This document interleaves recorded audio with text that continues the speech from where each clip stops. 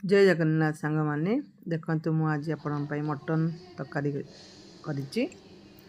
प्रथमे आम कड़े तेल पकेबा।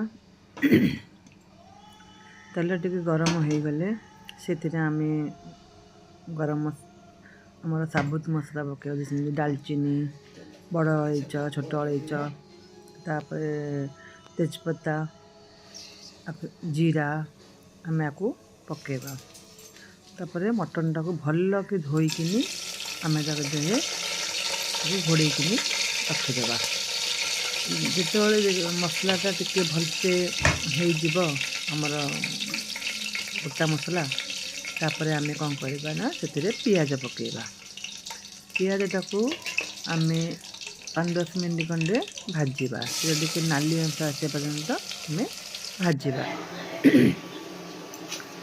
से पियाजटा भाजीगला भाजापी नमक पकईदेवा लुण पकईदे आम से कौनटा पियाजटा जल्दी पाचिपर आम कौन करवा से आमर पानी गोल रखी मिर्ची पाउडर आउ हल्दी पाउडर को पकईदेवा कलर पाई सुखा पकईले पोड़ीजी आम पानी से गोल पकईदे तार कौन हम ना स्वादटा भल आसो पोड़बनी आपर कौन करवा टिके कषिला आम बाटिक रखी पियाज रसुण आदा को से पेस्टा को आउे धनिया 1 चम्मच धनिया गुंड ताको कौन करवा आम पकईदेवा।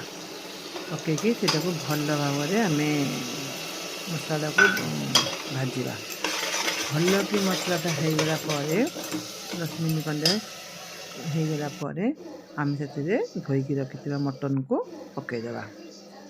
मटन टाक को भल कि कषिले से पानी अंश टे भारी आसिले आपन जानवे कि मटनटा हो जाइए। देखो मो मसलाटा भल भाव होगला आम से मीट मसला पकईदेवा। मीट मसला पकई सारापर तादेह आम मटन को जो धोईकिनी रखिंट आम ताधीरे पकईदेवा। मटन टाक पकईदे आपन अध घंटा पर्यंत ताको भल कि आप मिक्स करिकिनी अध घंटा सीझा छाड़ीदे। मटनटा भल जिते सीझी आसब आ पानी अंश मरीज आप जानवे कि मटनटा होगला। तापर आपण पानी देकिनी से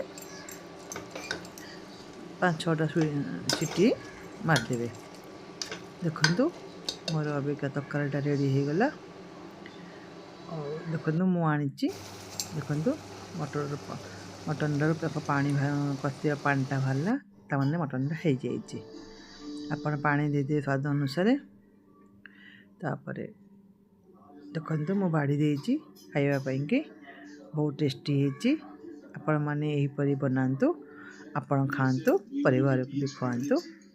आपण मैंने कमेंट मत कहे केमती होती कमेंट भी करेंगे शेयर भी करेंगे सब्सक्राइब भी करदे।